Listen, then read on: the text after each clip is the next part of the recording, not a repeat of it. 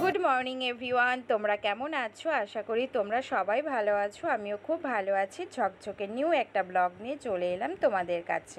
আমিও ঘুম থেকে উঠে পড়েছি, রিহানও ঘুম থেকে উঠে পড়েছে। ঘড়িতে বাজে 9:30। আর এদিকে দেখো আমি ব্রাশ নিয়ে বসে আছি, আর রিহান কিন্তু এখনও ব্রাশ করেনি। তো আমি এখন ঝটপট করে ব্রাশটা করে চলে যাব হচ্ছে দিদার বাড়িতে, আর মা পরে রিহানকে ব্রাশ করিয়ে দিবে। চলে এসেছি ব্রাশ করে দিদার বাড়িতে। আর দিদা আজকে রান্না করেছে হচ্ছে কচু পাতার ডাল। আর হ্যাঁ, কারা কারা কচু পাতার ডাল খেয়েছো অবশ্যই কিন্তু আমাকে জানিও। আর তোমরা যদি এই কচু পাতার ডালের রেসিপিটা জানতে চাও অবশ্যই সেটাও জানিও আমাকে। বাড়িতে চলে এসেছিলাম, মাও চলে গেছিলো স্কুলে। তারপরে রিহান আর আমি কিন্তু সকালের খাওয়াটা খেয়ে নিয়েছিলাম। তারপরে এখন ঘড়িতে বাজে হচ্ছে ওই 12:30টার মতো। আর রিহানকে দেখো স্নান করিয়ে নিয়ে ঘরে চলে এসেছি। এখন রিহানকে মুখে চোখে ক্রিম লাগিয়ে দিচ্ছি।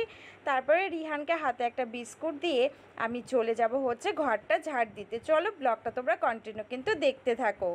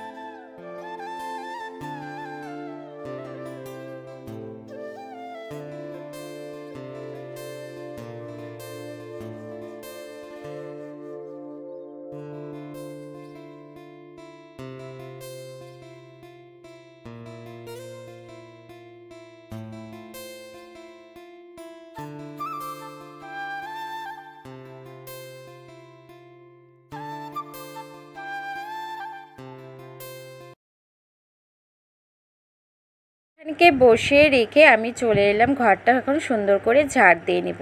তার মধ্যে ঘরটা ছিল বাসি ঘর। মা কিন্তু সকালবেলা বাসি ঘরটা ঝাড় দিয়ে স্কুল যেতে পারিনি, কারণ অনেকটা বেলা হয়ে গেছিলো তার জন্য। তাই আমি স্নানের আগে দেখো বাসি ঘরটা খুব সুন্দর করে ঝাড় দিয়ে নিচ্ছি।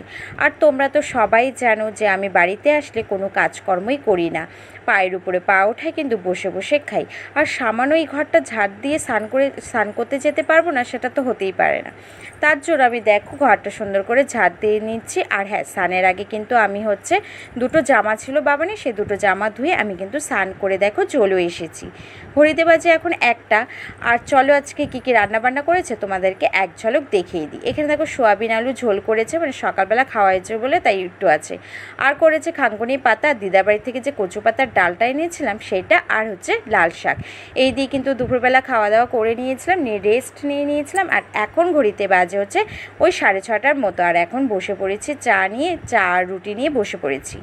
তোমাদের দাদাভাইও চলে এসেছে। তোমাদের দাদাভাই ফ্রেশ হয়ে চা খেয়ে নিয়েছিল।